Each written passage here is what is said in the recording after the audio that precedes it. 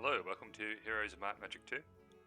For this video, I'm going to be doing a playthrough of a scenario of 1 versus 5 computers and highlighting the main differences between Heroes 2 and Heroes 3.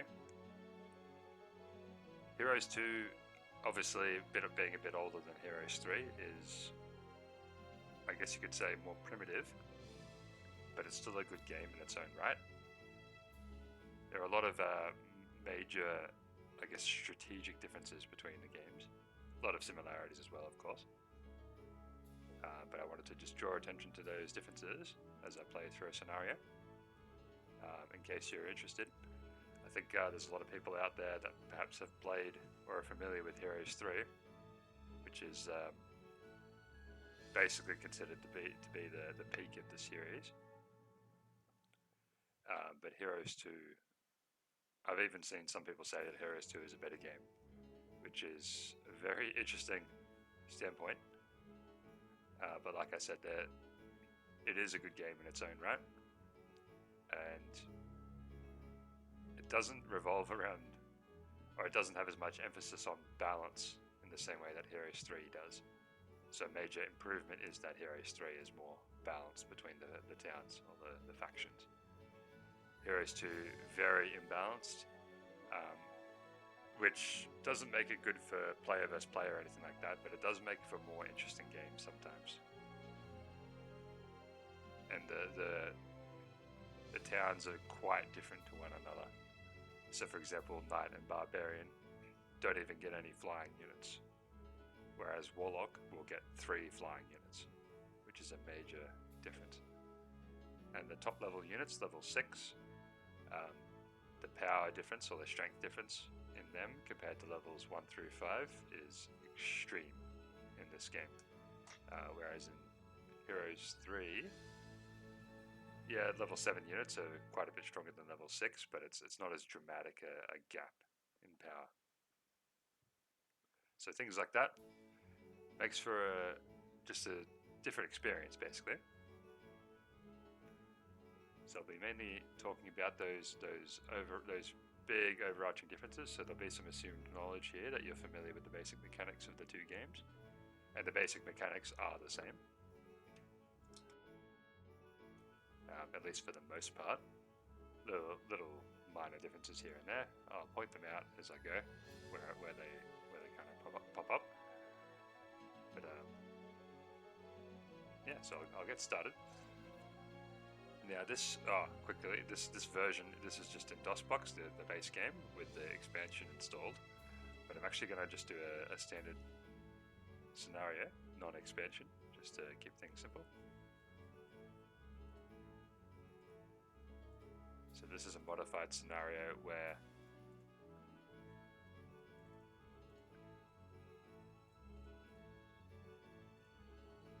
sorry, one sec, I'll just fill in some enemies here.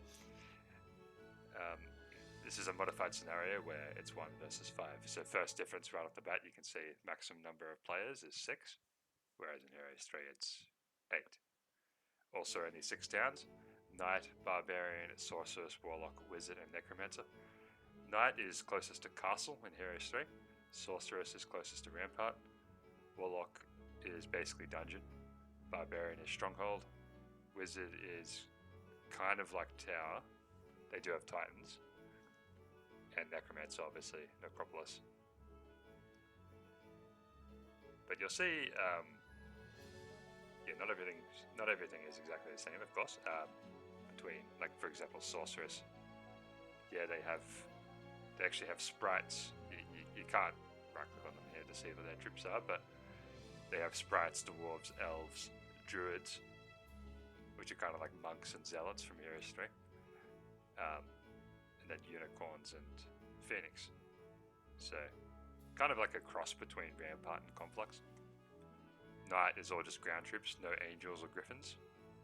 So I'm going to pick Knight. Knight is basically the weakest, but that's kind of what's cool about playing them, especially in like very difficult scenarios. Like you're taking on these more powerful factions and they have a lot of magic support, whereas Knight is one of the Might factions. You basically have 2 Might factions, which are Knight and Barbarian. and then you have the 4 spellcasters. And all heroes for a particular town are the same. There's no specialties. There's also no might hero and then mage hero. It's just the one type of hero.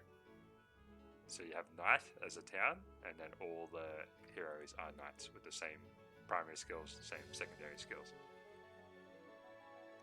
So that's like a major overhaul in Heroes 3 that they implemented. You can kind of pick whatever town, and then you can pick a knight hero, a might hero, or you can pick a magic hero. But in this, it's just the one. You don't get a choice. And as you can see, there's no option here to choose my hero. So that kind of indicates to you that there is no choice. So I'm going to dive in. I'm going to play on Impossible, which is your typical. You start with no resources, and on top of that, in this game, on Expert and Impossible. No, it doesn't actually explain that, but on Expert and Impossible, the computer actually get more resources each day, and they get extra troop production.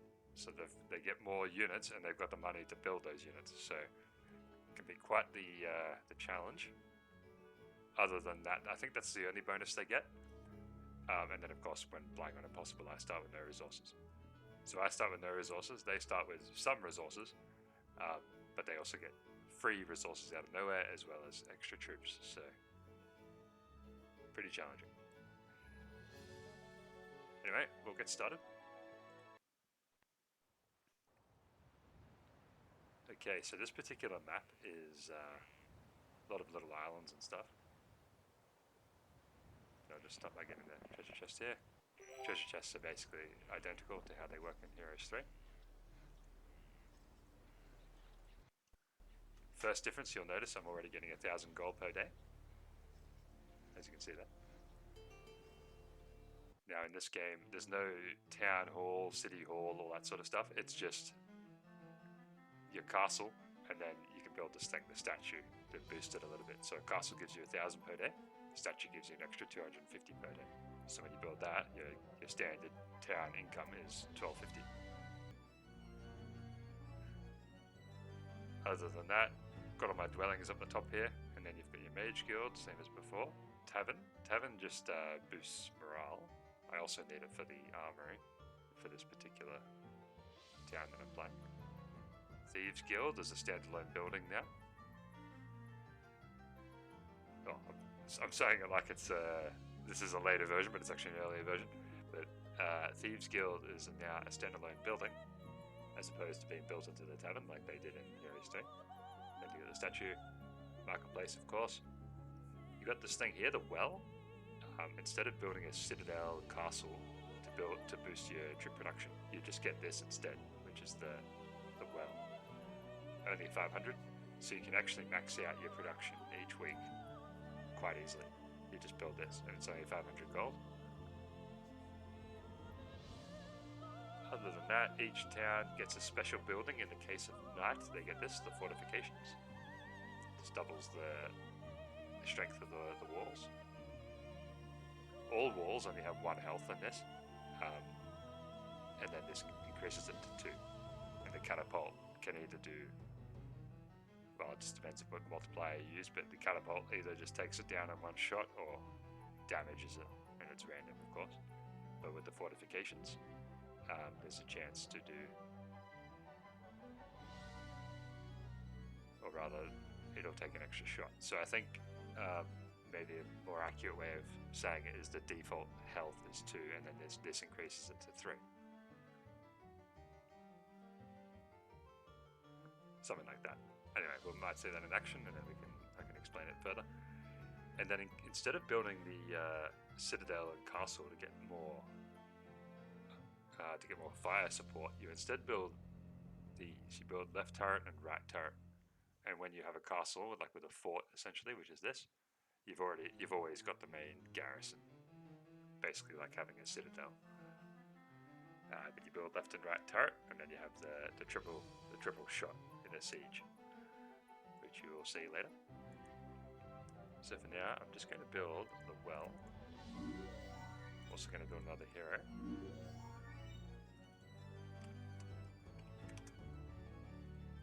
Yes, I'm going for a sorceress because sorceresses all start with advanced navigation, and because there's water, I'm gonna use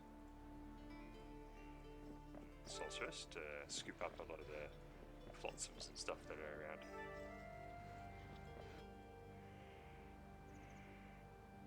And I'll just go here. As you can see, she's got a lot of movement.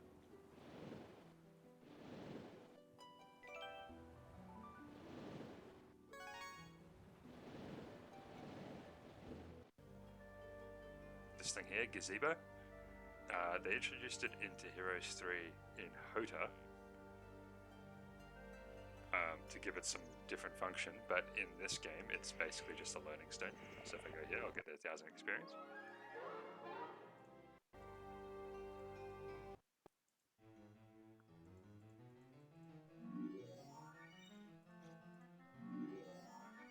Now I need to get out on the map, start scooping up resources and things.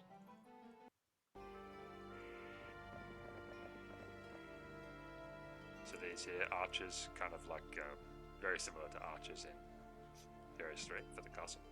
And if I upgrade them into rangers, they get 2 shots, just like marksmen.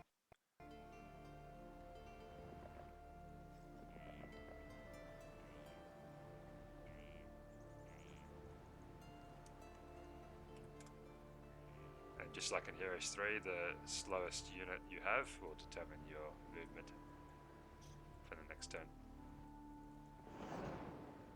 So I'm giving these other heroes a sprite each, just to give them a little bit of extra movement.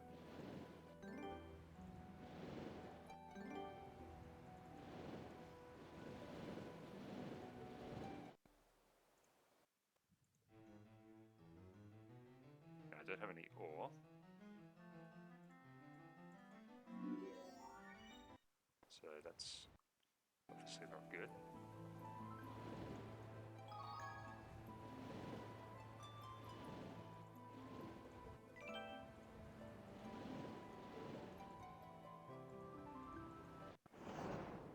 There's some ore there, I think.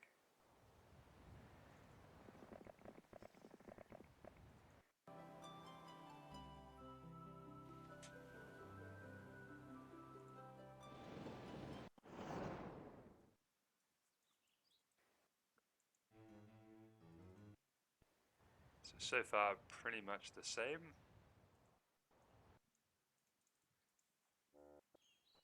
Or very similar.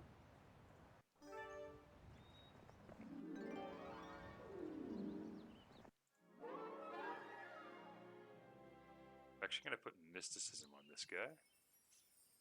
Yeah, that's rather unfortunate.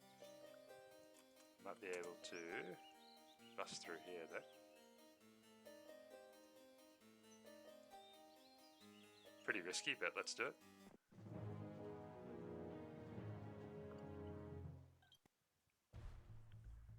Yeah, a bunch of things here.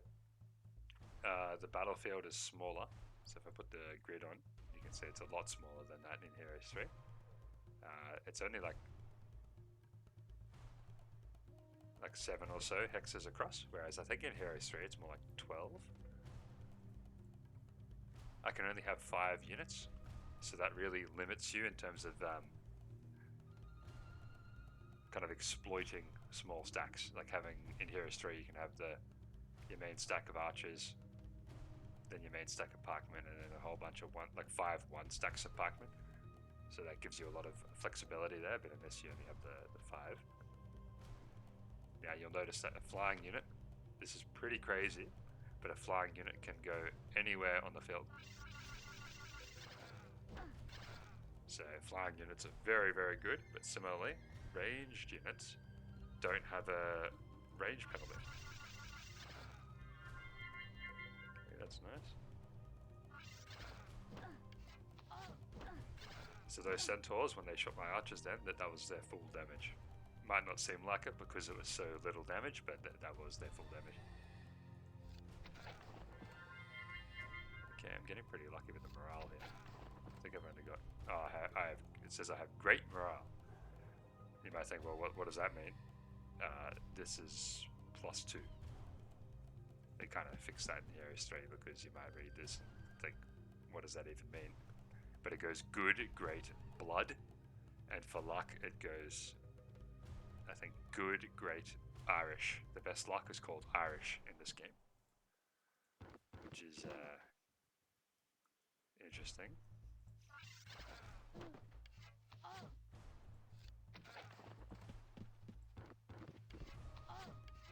They're just going to keep shooting my archers up there.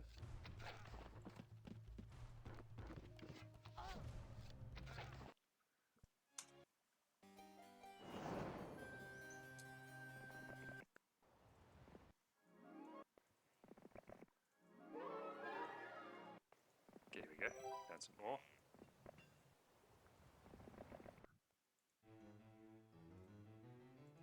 Stay 6, so I want to build these.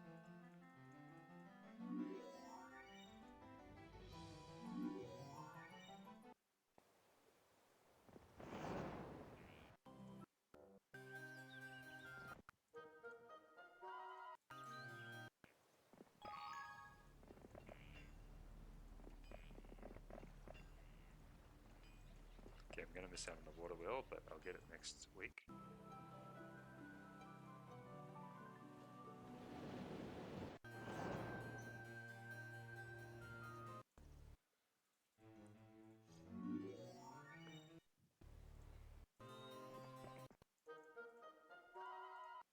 Get my sprites back.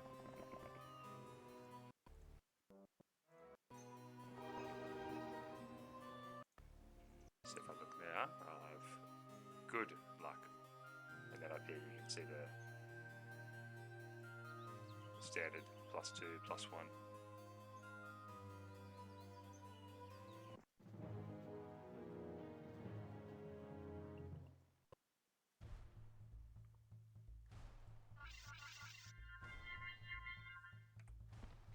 One of my favorite things about this game compared to Heroes 3 is that the neutral creatures most of the time won't have positive morale. These guys don't have it because they're zombies, so it doesn't matter. So bad example, but in this game, if you have all your stacks are of the same unit, so if my whole army was sprites, for example, I wouldn't get the +1 troops of one, +1 morale for troops of one alignment. Your units actually have to be different. So if I had archers and peasants, they're both from knight, so I would get the +1 bonus. But if I just had archers, I wouldn't get the bonus. So that means when you're fighting neutral creatures, a lot of the time there is no bonus, or they have no bonus. If there's an upgraded stack, then they will, but otherwise they won't. And I actually think that makes the game a lot better because there's a lot less randomness. So these centaurs can't be upgraded. So if I fight them, they'll just have standard morale, neutral morale, which I think is a lot better for gameplay. It's one of the things I dislike the most about Heroes 3, honestly.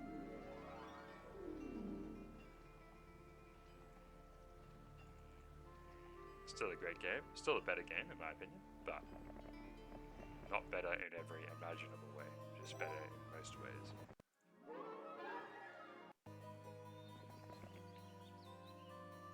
That was a mistake, I think.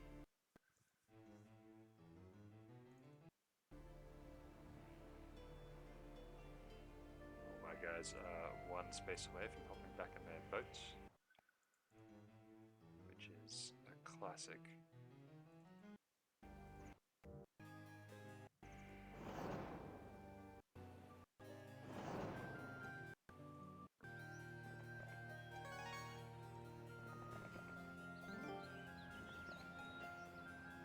And like I said, these can't be upgraded. Not every unit in this game can be upgraded. In the case of Knight, almost everything can. Like the peasants can't be upgraded, but all this other stuff can be. Just gonna get this.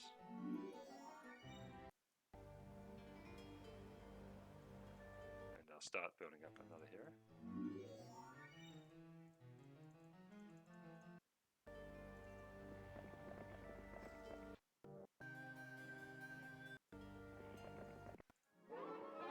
there's one special unit which upgrades twice, and that's the green dragon.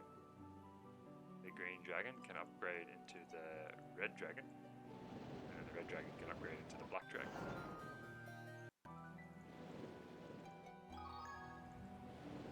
And in Hodo they basically did kind of like a tribute to that, by including the, I think it's the pirate from Cove upgrades into the Corsair, which upgrades into the Sea Dog. It's kind of like a nod to the green, red, and black dragon. So right now I'm just saving up wood, basically.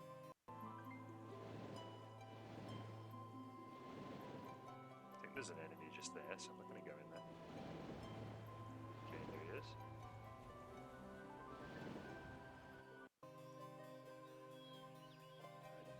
I should be able to get back to my boat in time, I hope. It just depends if he comes straight for me or if he goes for this stuff.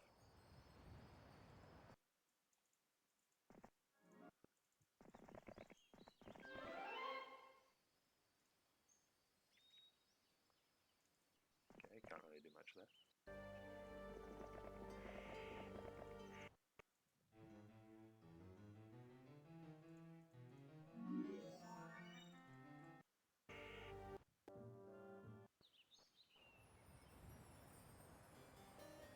Okay, I think he'll be out of range, so anyway, let's find out.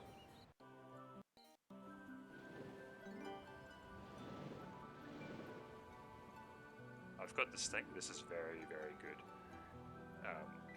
Normally, I've also got this, Dependent of Life. It's exactly the same as Dependent of Life in Hero 3. But this, normally when you surrender, the cost to surrender is half the gold cost of all your units. So if all your units cost 5,000, then it will cost 2,500 to surrender. Whereas when you got this, it reduces it to 10%, so it becomes extremely cheap to surrender. So getting that early on is actually quite good.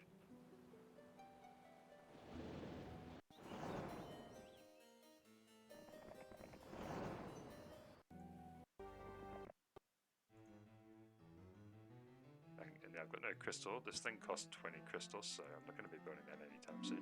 So I'm just going to go for this thing. Okay. I just realized when I was explaining the difficulty before, there is a key difference in the difficulty in this game compared to Heroes 3 as well, and that is that the computer basically have full vision in this game. They basically cheat, like they have a map hack.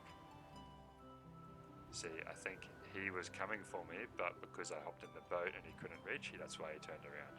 But there's no way he could see this far just yet. So it does make the game more difficult because they play accordingly. So even though normally he wouldn't, like if this was Heroes 3, he wouldn't know I have a town here. Because this is Heroes 2, he does know I have a town there. So it can feel a little bit unfair for good reason, but it's just another thing you got to deal with. They tend to be more aggressive on towns as well. So usually if you move away from your town and leave it undefended, that's when they'll swoop in. They can be a little bit dirty.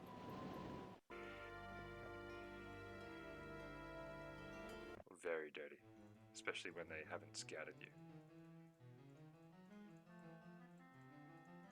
Which honestly I think it's kind of funny.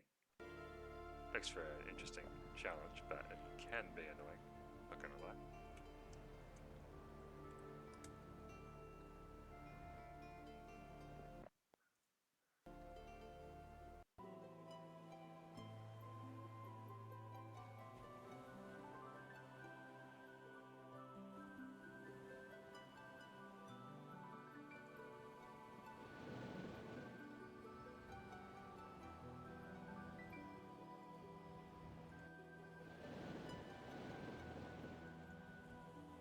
Artifacts as well.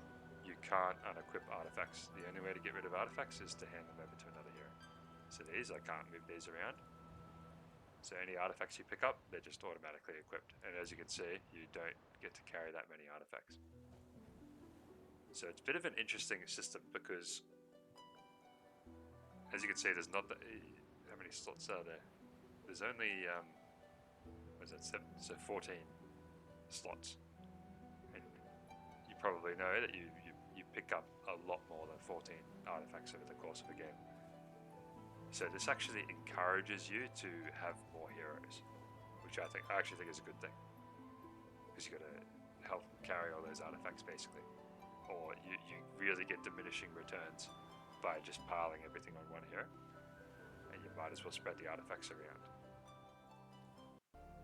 I tend to do that in Heroes 3 anyway, but there's less kind of incentive to do that.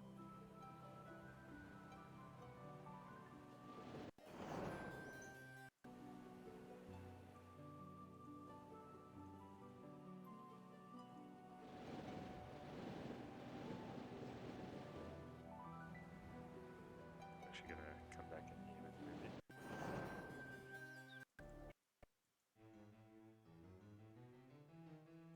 Yeah, I have no gold, so I can't really do much at home.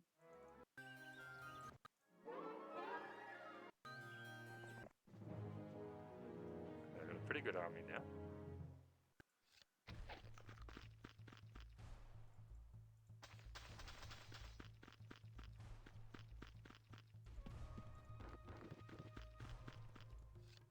One thing you'll probably notice in the combat, there's no weight button, which really changes the dynamic of the fight. In some ways it's better, in some ways it's worse. But it's subjective, of course. But it just different, I guess. Because with the weight function in Heroes 3, you can really abuse when you've got more speed. Can be a little bit ridiculous sometimes, but there's no such capability in this game.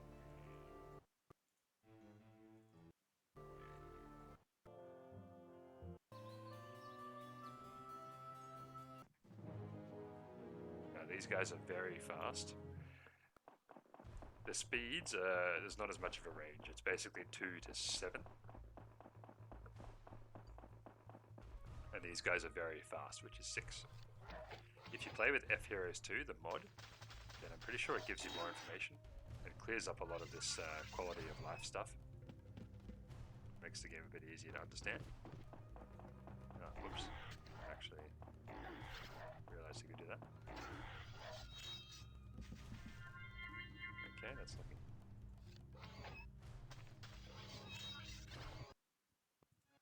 I guess it pays to have expert morale.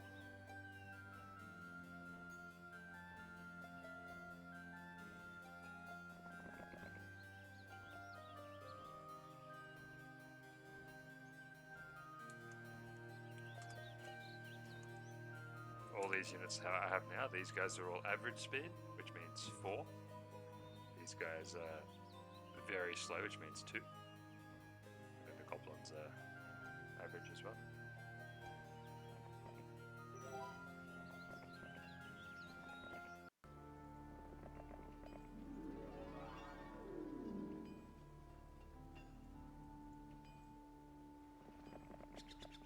If I can sneak through there.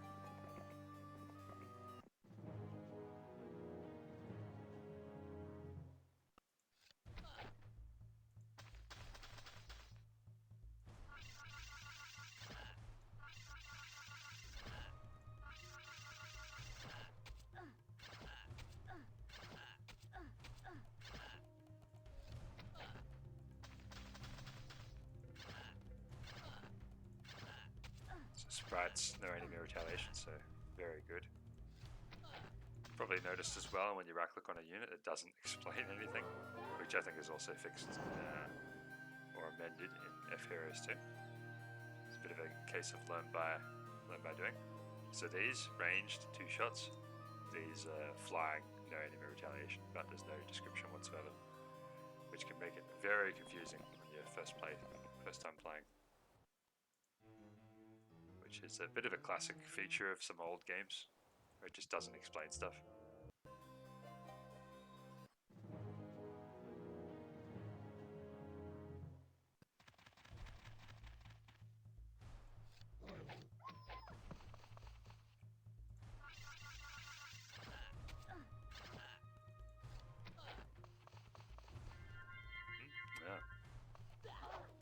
Okay, 9 damage. That's lucky.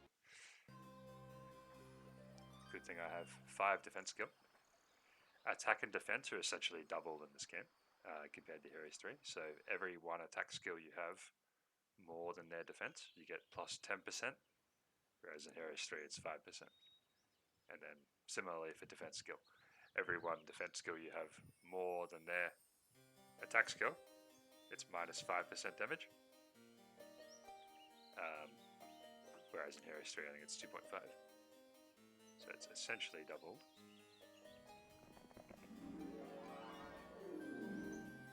Spell power and knowledge function the same way, but there's a bit of a dynamic sort of difference. You recruit a lot less units in this game. So if you take Lightning Bolt, for example, it does 25 damage per spell power, just like in Heroes 3, but it doesn't have the plus 10 base. So even though it still does 25 per spell power, it feels a lot stronger because you are up against a lot less units. So my swordsman, for example, I only get 6 of those per week. And they're my level 4 unit. I think in the case of, maybe it's not too different. Like I think in the case of Castle, the swordsman, I think the base growth is 4. So you would, with a castle you would get 8. So not like a dramatic difference, but even though like the formula is the same, it feels stronger, especially in the early game. Magic in this game, no, I don't need that many. Let's go with 10. No, let's go with 20. These are no enemy retaliation, by the way. Magic in the early game is quite strong, like offensive magic. I think Rebecca, yeah, she just has Bless. All sorceresses start with Bless. Okay, I got some good terrain here, so I can really abuse it. Like, I should be able to one-shot these guys. These guys have 6 attack but 1 defense. So, thanks to this terrain, I can really abuse it.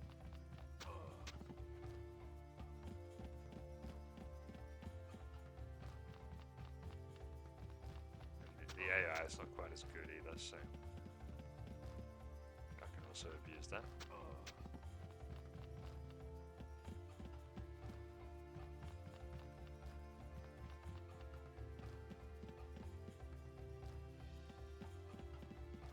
Now, because even though they're all knight troops, because it's only 1 type of unit, you can see there, morale normal, that means neutral. So I don't have to worry about them getting morale like I would in Heroes 3. So there's a lot less randomness. And I think in Heroes 3 it's meant to be like 5% of the time, but it feels like for them it's more like 20% of the time. If you've played Heroes 3 a lot, you'll know what I mean. But in this, a lot of the time, it's a 0% chance. So you don't have to worry about it at all. Now, I would like to get in there and get that. That's a good artifact. That's plus 3 spell power. Gotta go through this swamp. Being a knight, I'm really weak. I've only got 1 spell power. So if I can get this, that'll sort that out pretty good. So I'm gonna go for it. See what's in here first. Okay. It starts with a tavern, well, and marketplace for some reason. So this is a town.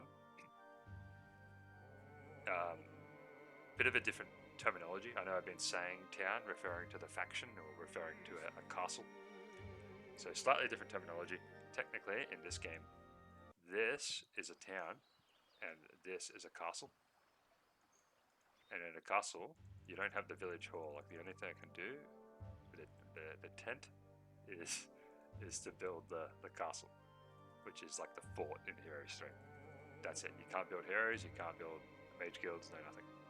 So towns, or in Heroes 3 as they're called, a town without a fort has much more flexibility and utility. This only generates 250 gold a day as well, by the way. Temp provides workers to build a castle, provided the materials and gold are available. There you go. I don't think it says anywhere that it earns 250, by the way, but if I look at this, my income is 1,600, so I'm getting 1,250 from my main castle. This guy's got estates, plus 100, and this is giving me 250, so that gives us the 1,600.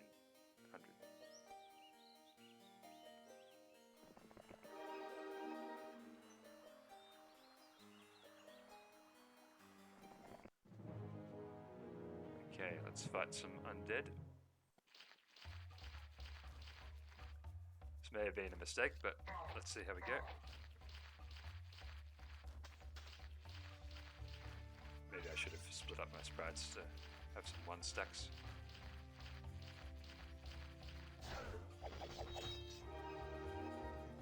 Okay, that's very good. Okay, that's also very good.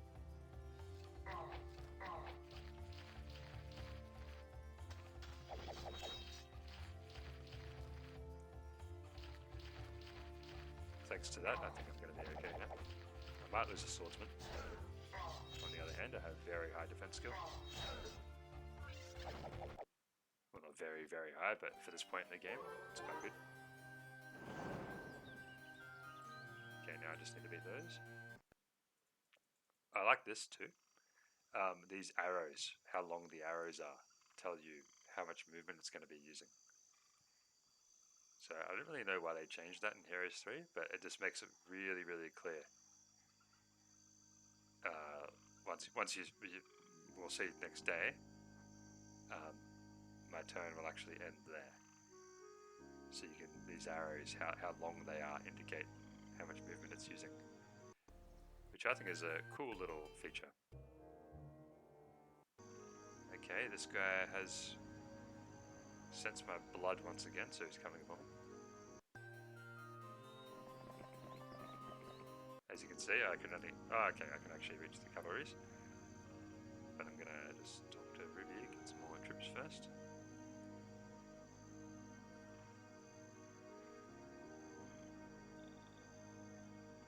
If I have to, I'll just surrender. So I'm not too worried. Having this artifact gives me a lot of flexibility. I can be more bold on the map because the chances of losing my entire army are a lot lower.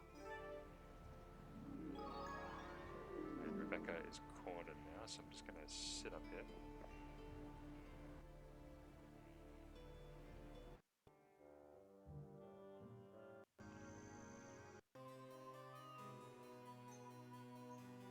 That artifact there, that's plus 1,000 gold a day, so it's very, very good.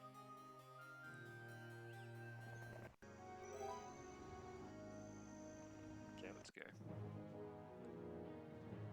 Now, this guy could get morale, hopefully he won't.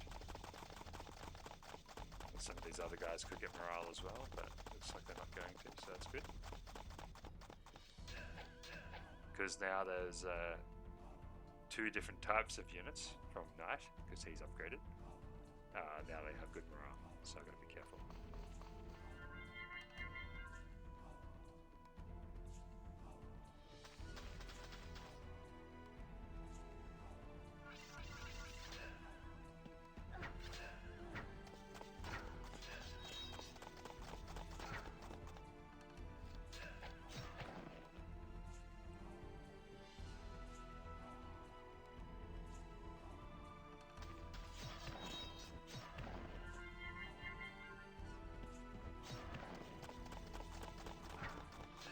Some peasants, but that's okay. The peasants are extremely weak defensively, but they can dish out a pretty decent amount of damage. Ooh, okay. Here's another big difference in this game. Artifacts can have random things attached to them. Sometimes you just get the artifact when you pick it up. Other times you either have to pay to pick it up, even though you beat the Guardians, or something like this, you have to fight something. So in this case, a bone dragon.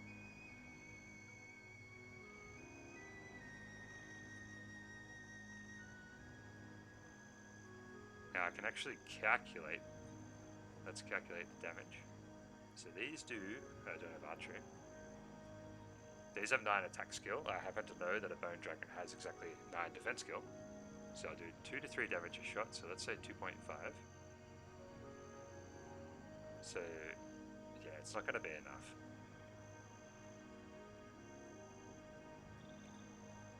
So these will shoot. I'll do basically 100 damage.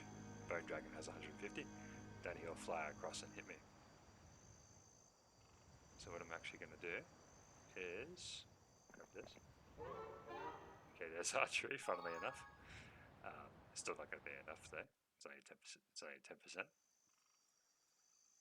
But what I'm actually going to do is get rid of my ranges. I'm going to give them back to Ruby. Then I'll fight. I'll lose like a swordsman or something. But that's not as impactful as losing a bunch of ranges. Probably wouldn't be that many. 8 defense skill. So Bone Dragon would do. I'll probably lose like 4 or 5 ranges, which I don't really want to. I don't want that to happen. So I'm gonna stick with this plan.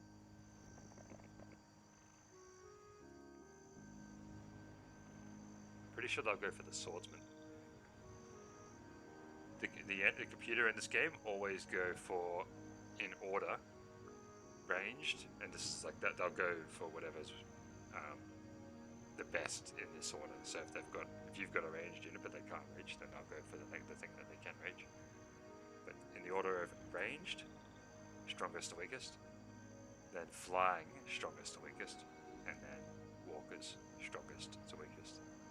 Whereas in Heroes 3, it's a bit more dynamic than that. They tend to focus the thing, just as a general rule, they'll go for the thing which has the lowest defense skill, which in some ways is the opposite to this game.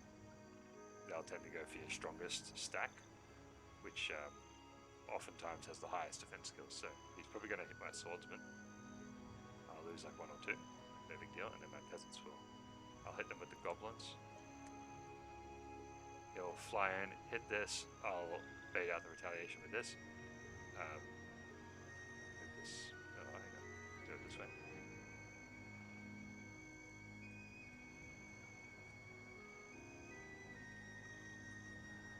And then I'll just finish him off.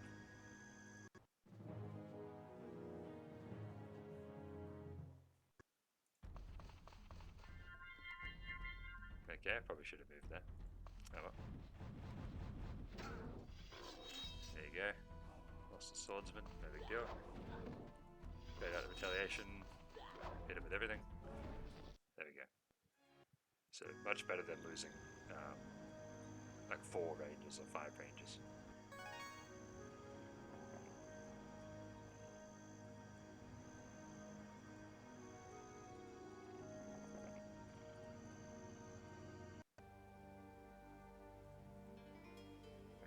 Should have dismissed the sprite before. I'm gonna slip through here, hopefully. Oh no, I might not be able to.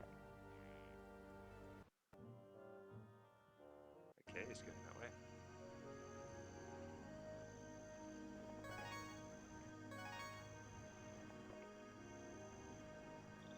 Now I've got some decent magic. I don't have any spells yet, so it doesn't actually do anything just yet.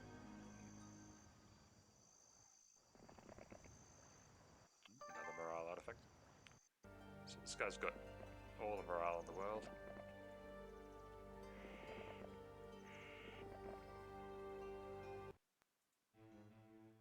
I'm starting to get crystals now, which is nice. But I'll get a mage guild.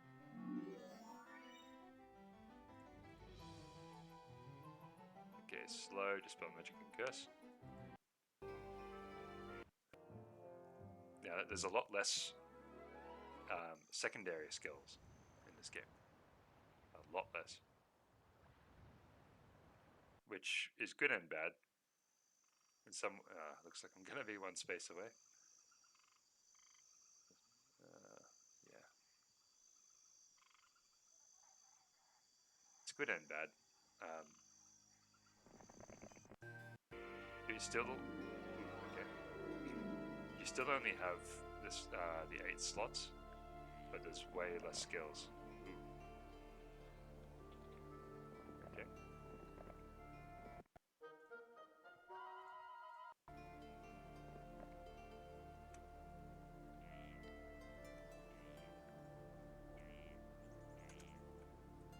there's no specialty magic.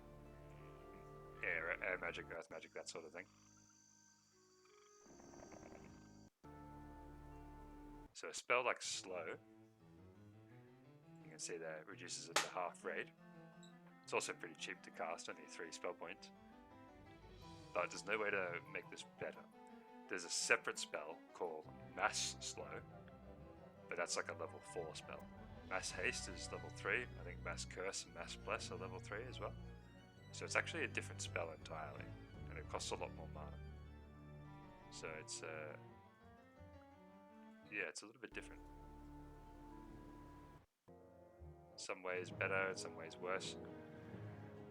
Just depends on just how you feel about it. But I think some people think that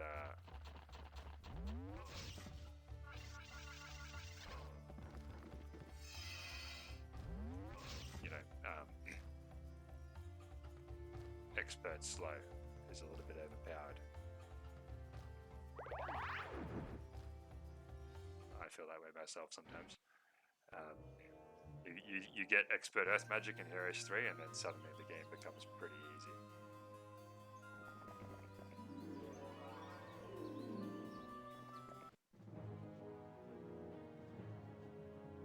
But that won't really happen in this. You'll have to get Advanced Wisdom.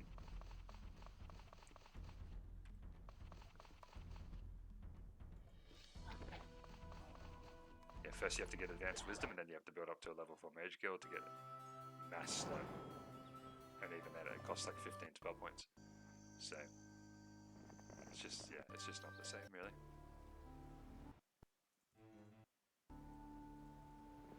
Now, unfortunately, there's no Scholar, because if there was, that'd be great. Rebecca could perhaps teach my other guys about Cold Ray, which is essentially Cold Ice Bolt, by the way. But there is no Scholar, so that won't happen. So I'm actually going to use her as a defensive hero.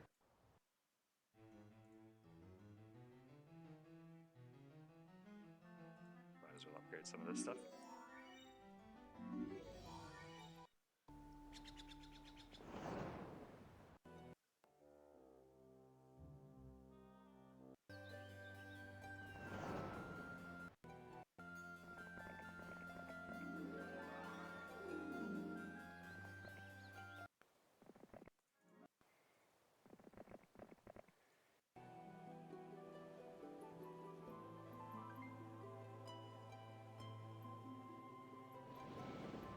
Grab some Mercury, then I can get a Mage Guild level 2. Hopefully I'll get Lightning Bolt or Cold Ray, and then I can activate this guy's spellcasting a little bit.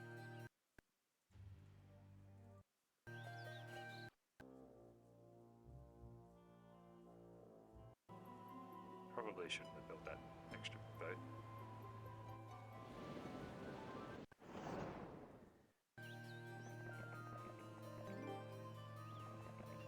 There's plenty of ore, but not enough wood.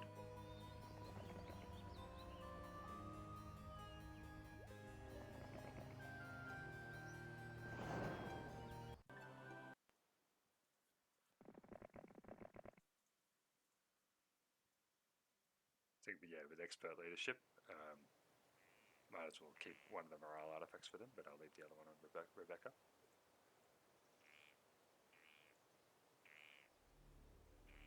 So she'll be a good defensive hero.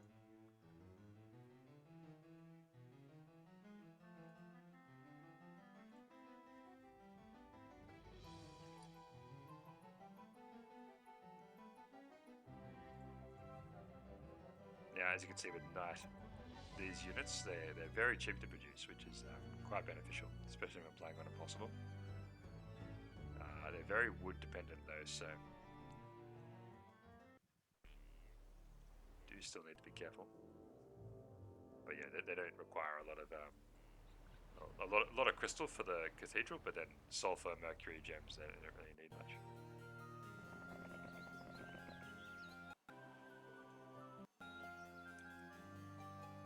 Might as well do this.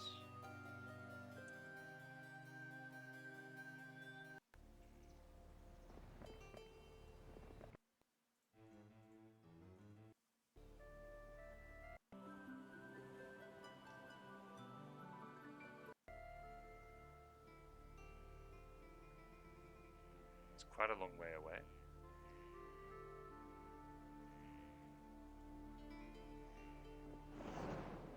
But I am going to head over there.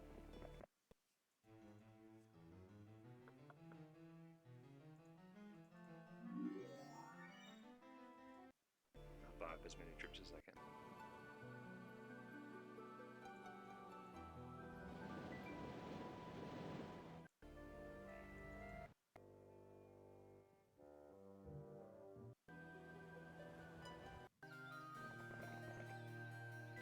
Oh, there's another copy of that artifact.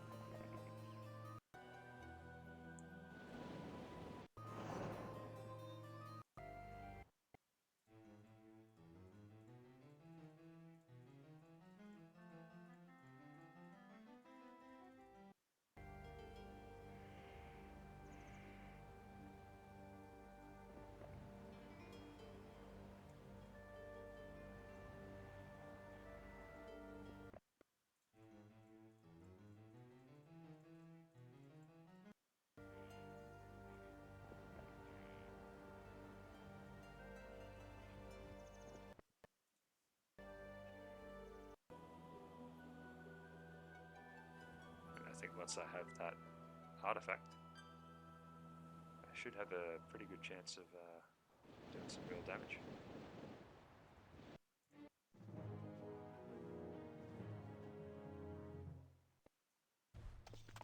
Oh, sorry, not the artifact. That shrine, which gives Cold Ray.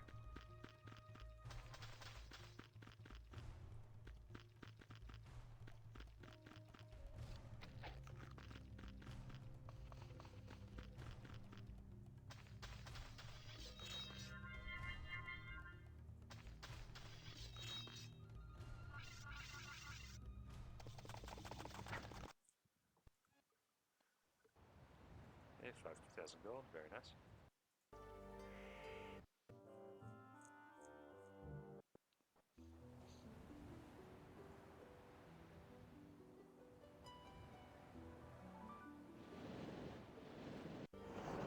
And I think this thing gave luck. Yeah, I'm pretty sure it did.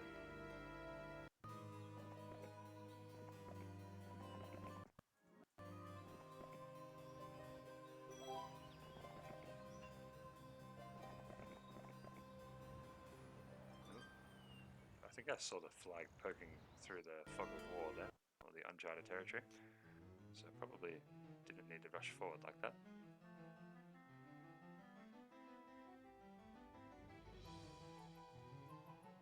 Day 7, okay. I better buy these. Month of Plague is still in this game, by the way, so gotta be careful.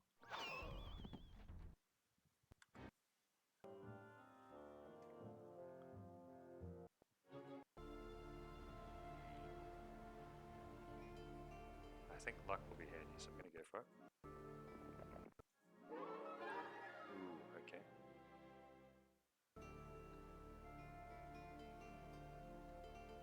I'd go for diplomacy. Now in this game, the secondary skills just get rolled kind of randomly. Like there are the percentage differences or probabilities depending on which class the hero is, that sort of thing. But as you saw there, I already had 3 basics, but then it offered me basic and basic. So it's a little more random. In Heroes 3, it'll always offer to upgrade something that you have already. That's why when you have everything on expert, it's kind of like a, what would you say, perilous time or the uncomfortable time, because it means when you level up, it could offer you 2 bad basic skills, like basic navigation and basic first aid, something like that, and you might not want them. But if you had one of them, if you had something that was advanced or basic, it would offer to upgrade that, and it might offer something that's basic as well. So it does change things a bit. As you saw there, it offered me 2 basic skills.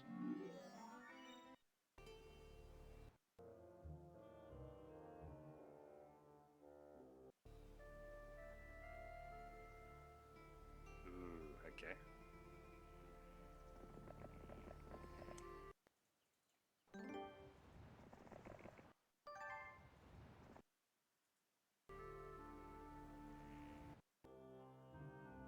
was quite a large army that came out just then. And he's going for my boat as well.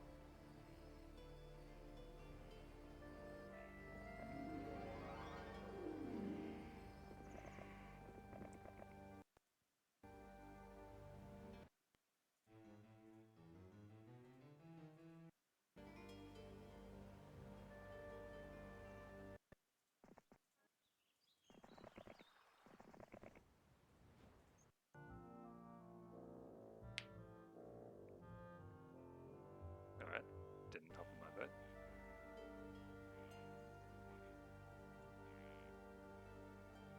So I should be able to sweep in here, take the town.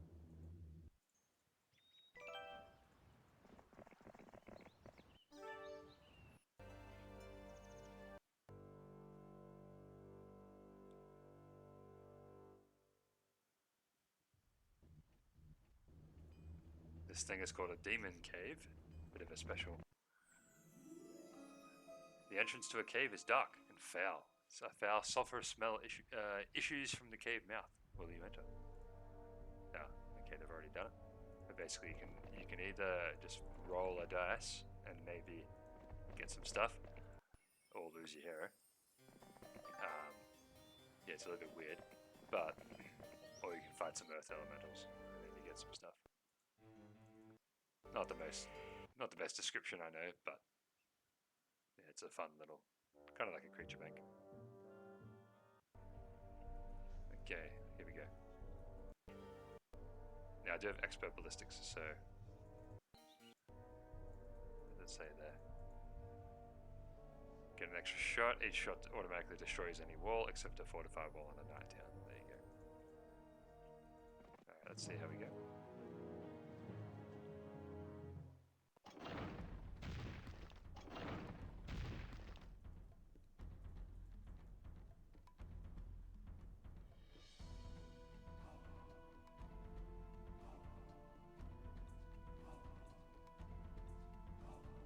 So this guy is called a captain. You can build what's called the captain's quarters. It's only 500 gold, but it always gives you a kind of like a quasi hero. As you can see there, 2 power, 2 knowledge. In the case of spellcasters, that's always the stats. But if it's a knight or a barbarian, it's 1 attack, 1 defense, 1 power, 1 knowledge. But he just kind of stands in for the hero. So these are going to go, and then this is going to go. So I'm actually going to slow this. I just want my rangers to be able to shoot the bone dragon before it flies across.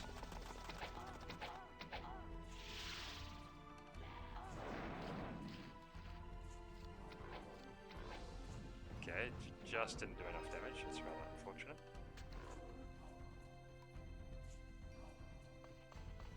So far, not going particularly well.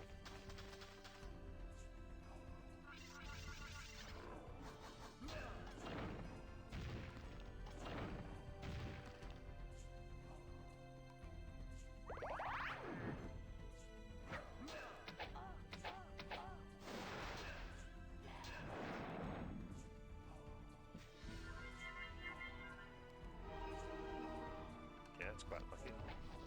So took out the bone dragon.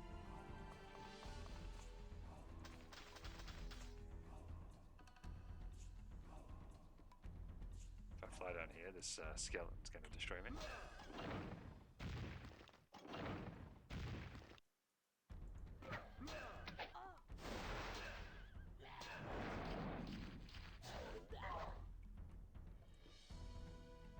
He's out of spell points, so if I slow this, I should be able to just shoot everything.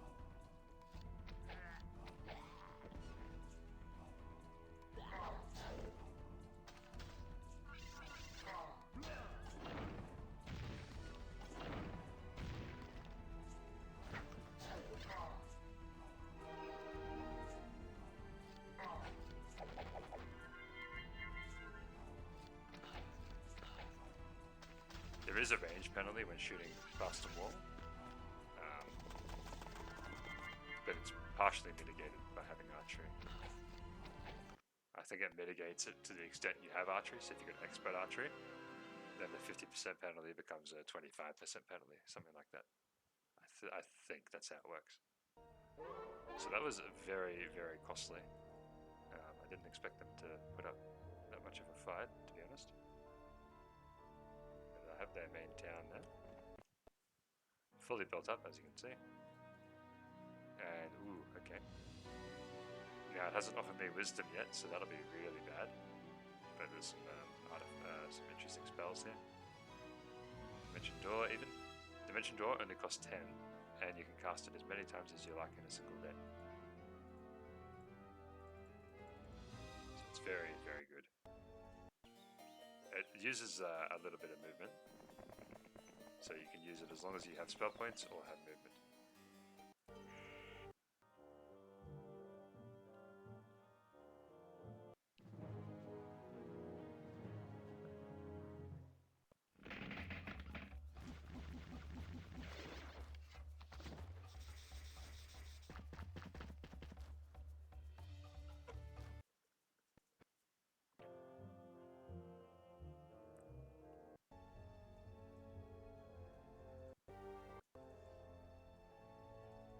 Day 7, that's very nice. So I managed a little bit of a timing attack there.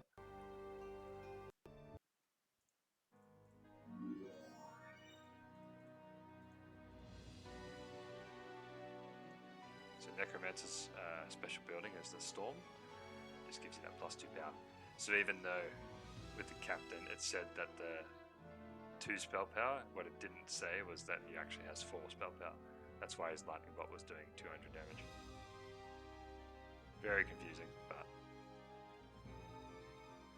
the game is pretty old. So it does have a few little, quite a few little quirks like that.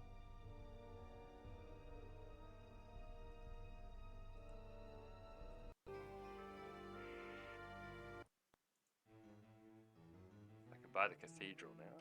I won't have any wood left though.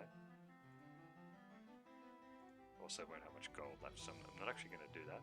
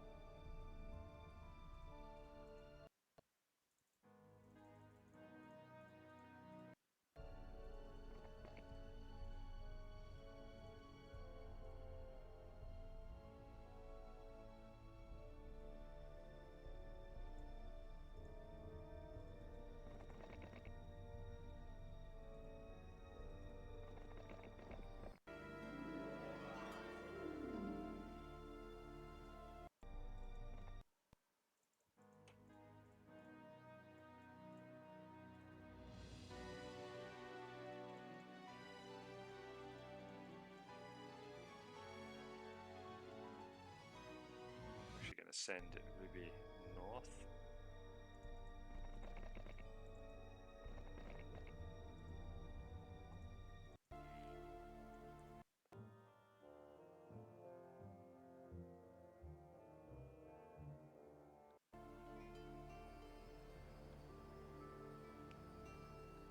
So now that we're kind of in the mid game, we're coming into a point where if you have a lot of spell power, spells can be still a very efficient way to fight. But as the game progresses, spells like Blind become way, way more relevant. Like Slow and Blind, that sort of thing, just like an Ares threat. But then attack and defense actually becomes way more important into the late game. Which I think is also the case in Ares 3. Unless you're considering things like Town Portal and Dimension Door. Very powerful Chain Lightning, Meteor Shower.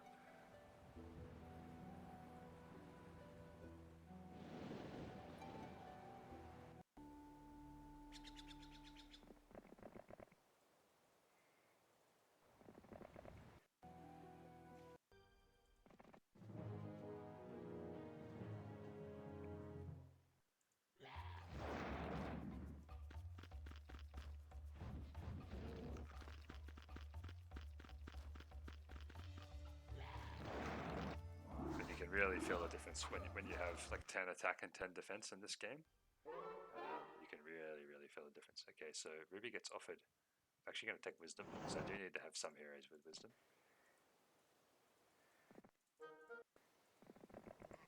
Unfortunately, Ambrose hasn't been offered Wisdom, so if he doesn't get that, then we're going to miss out on these spells here.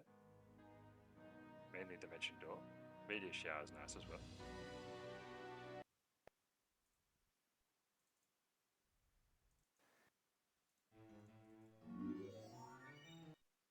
I would like to get those spells. If he can't, then not the end of the world. It's still be a pretty effective hero without Wisdom. Just using level 1 and 2 spells.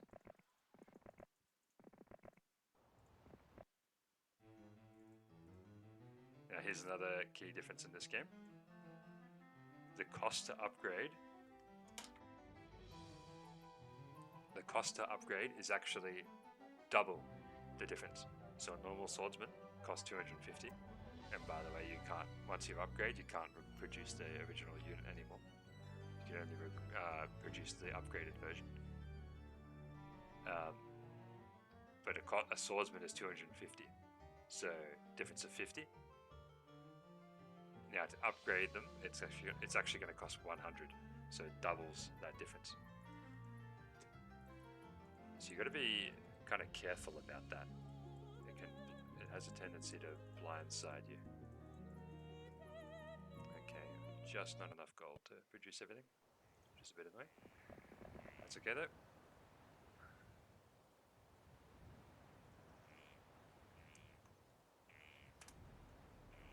Army is looking pretty decent. I would like to have Crusaders, especially against Undead. Crusaders actually do double damage to Undead, which is very, very good.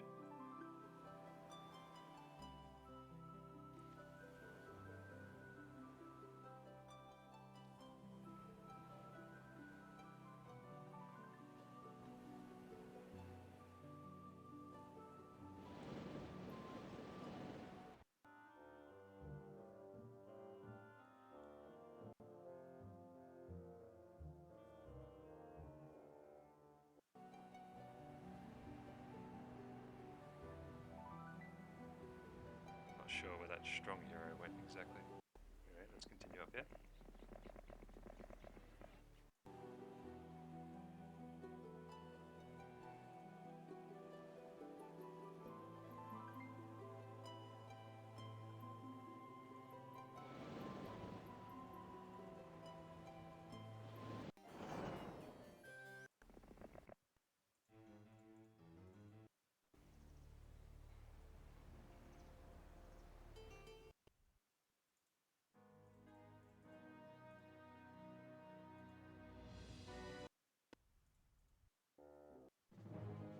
Okay.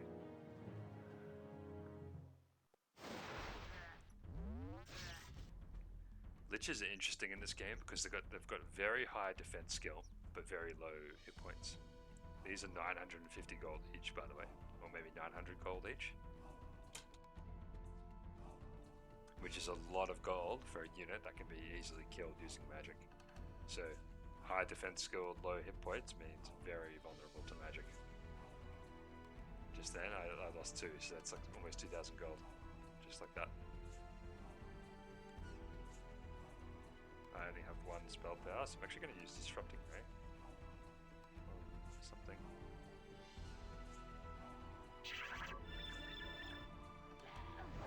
It's one of those spells that isn't affected by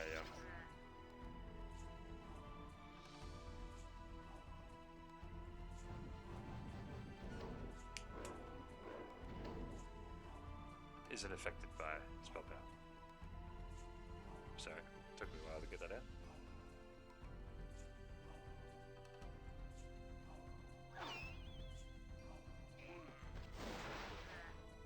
So, liches tend to be destroyed quite quickly, as you can see.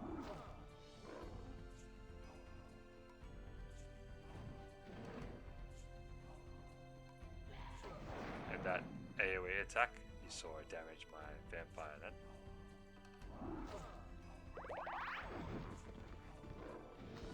And there we go, lost all my liches. They don't last very long.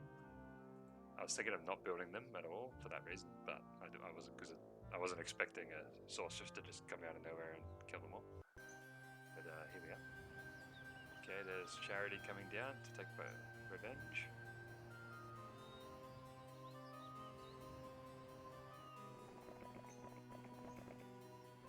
Yeah, I didn't get logistics either.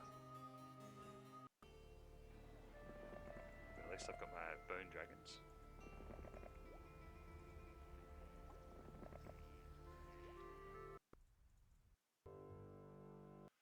Ooh, it's treason then.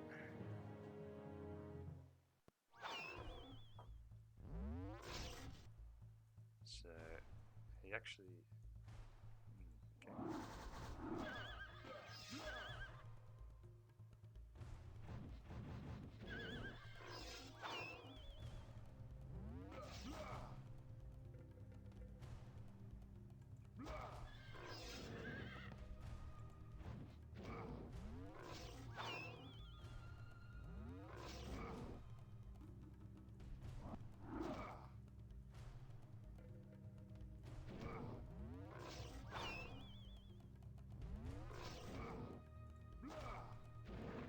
Okay, this army is getting whittled down pretty bad.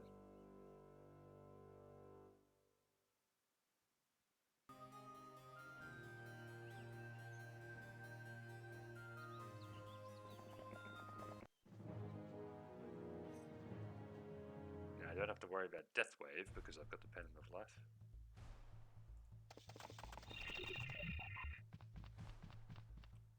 Okay, that's actually pretty lucky for me, because if he did it on this, then they'd immediately attack that. But they're being berserked. Easy solution.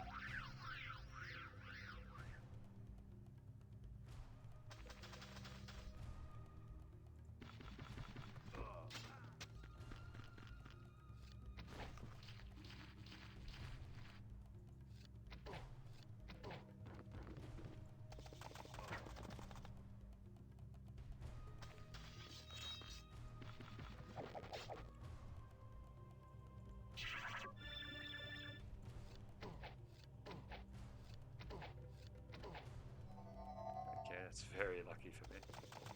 He would have cast Berserk again, most likely, or a Lightning Bolt or something, but no problem.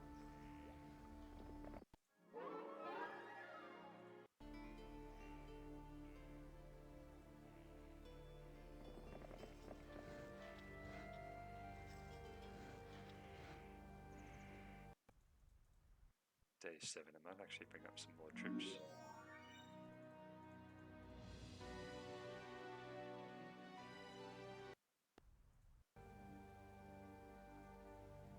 And now we'll build a cathedral.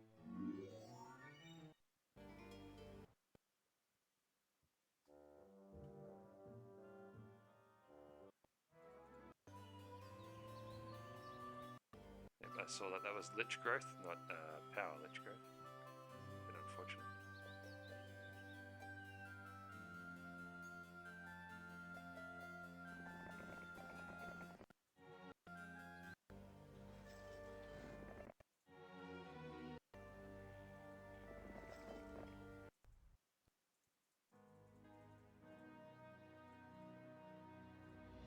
Not gonna bother with the Liches again.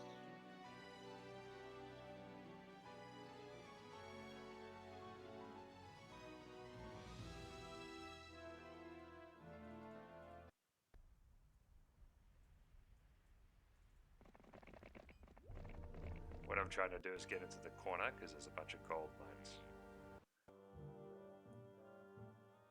That's pretty much my win condition on this particular map.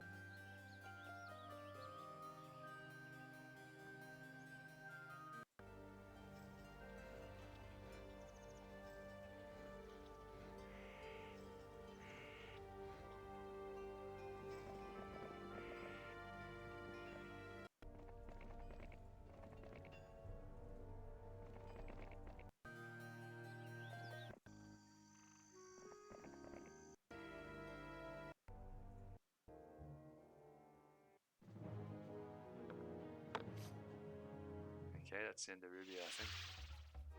But I might just have to surrender.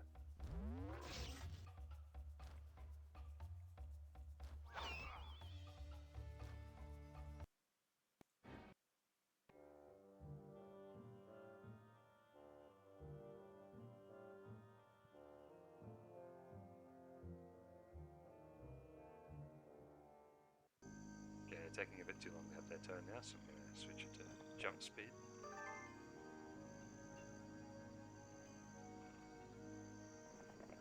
The other thing I can do to win is to get the ultimate artifact. Now in this game, it's not just the Grail, like it is in Heroes 3. In this game, there's actually a whole bunch of ultimate artifacts. Can't remember exactly how many, but it's more than one.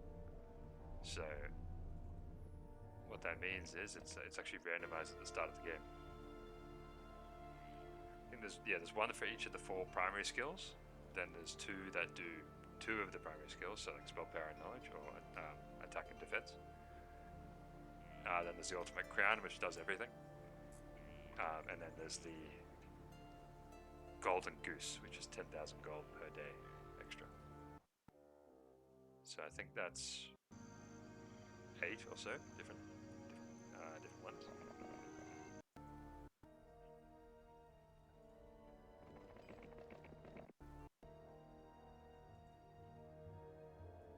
I think I can take this guy out. Probably should have waited for mana there.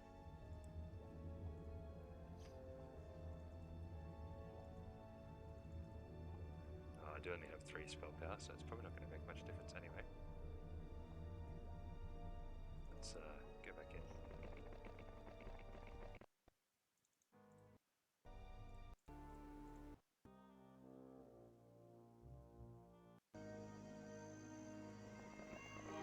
Oops. So having path, I probably should have taken pathfinding when I had the chance.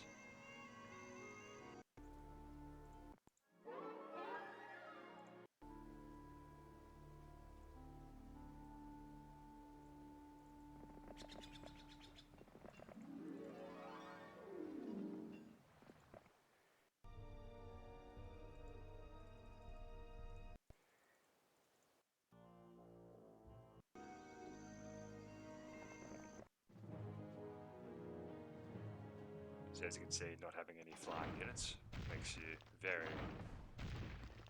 very weak in these situations. These war trolls are going to completely destroy me. Do have 7 defense skill, but still. I'll see what these dogs do. They do have 4 morale, so that's good. Okay, that's useless.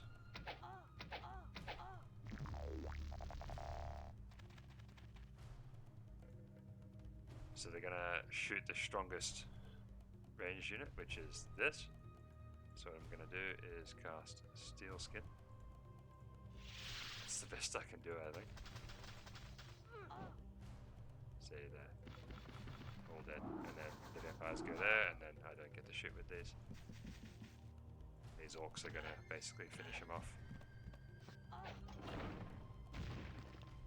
So they had a lot more troops than I was expecting.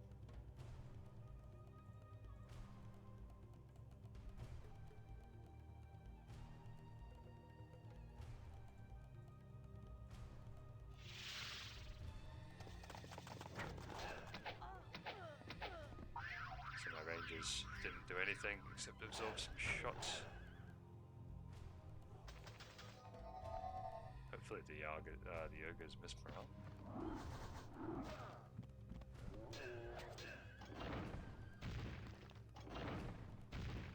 And this guy's out of mana.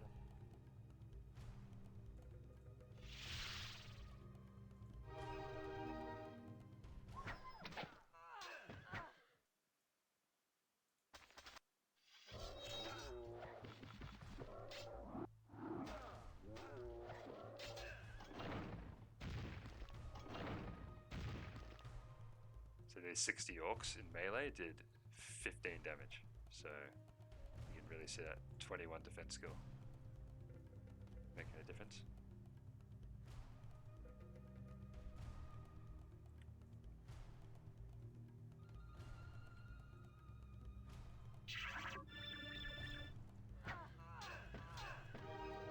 So Disrupting Ray is actually quite a good spell in this game, just because of the dynamics of the like the ratio of attack and defense and all this sort of thing. But I very rarely cast it in Heroes 3.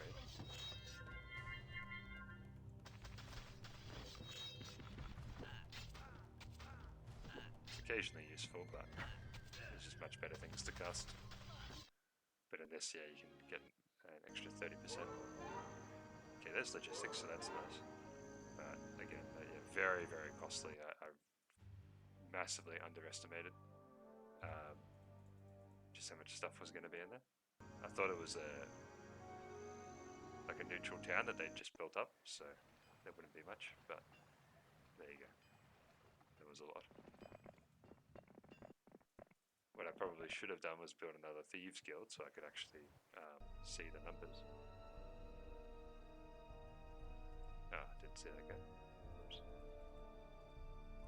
Well, I think Sandro's dead. That's Sandro, by the way.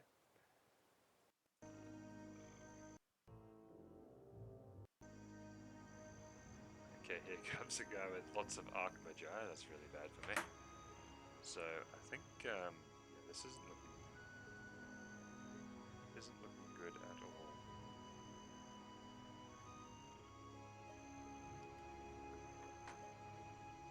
Just gonna hop in here, hope for the best.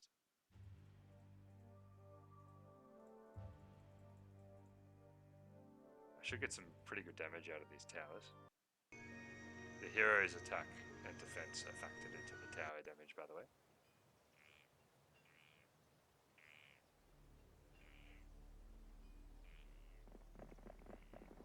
I think maybe in HOTA there's some kind of calculation there, but in the base game in Heroes 3, I don't think the hero's attack and defense makes any difference whatsoever to the tower damage.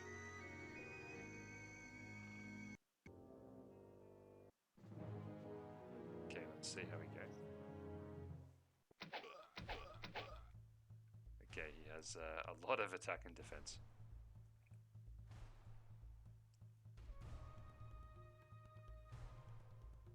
Also a lot of spell power. Only 30 spell points though, thankfully. I think maybe he just picked up a knowledge artifact or something. That's why he's got 30 out of 80. So we'll see what he does. Okay, he spent all of his spell points just to summon some air elementals. We'll slow these.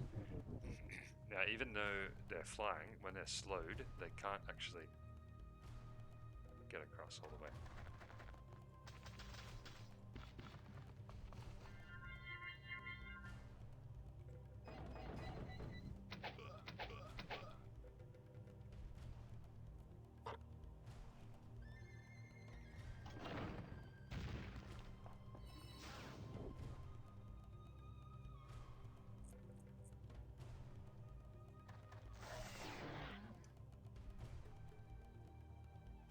So he's actually got the inverse.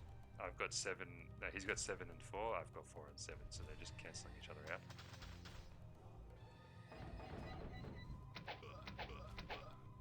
But I'm basically just going to sit here until he comes in. And the moat doesn't do any damage, by the way, as you can see.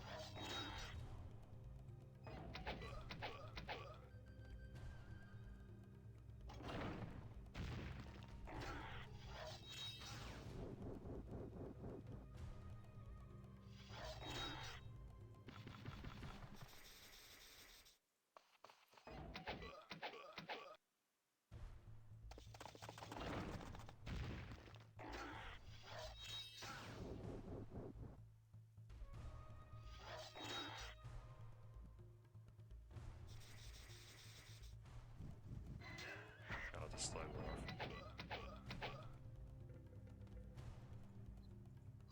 Probably should have been paying attention, I would have cursed them earlier.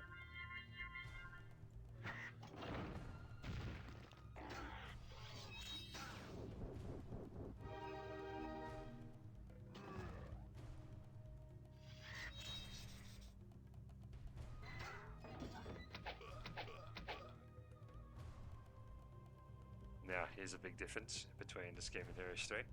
When you're defending in a siege, you can't retreat, but you can actually surrender. So I'm going to go ahead and do that. So leaving your main hero in a town like that it's not as risky, but you got to make sure you got enough gold. Because I had that artifact, pretty simple for me to just surrender. Not sure if it was a very efficient trade, but went with it anyway. And now I'm going to rebuild 10 Crusaders.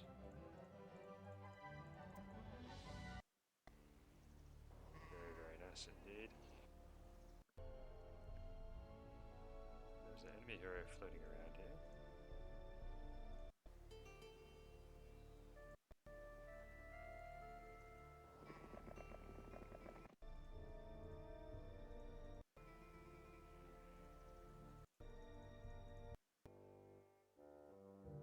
Yeah, he does have Dimension Door, so that's how he used up a big chunk of his mana.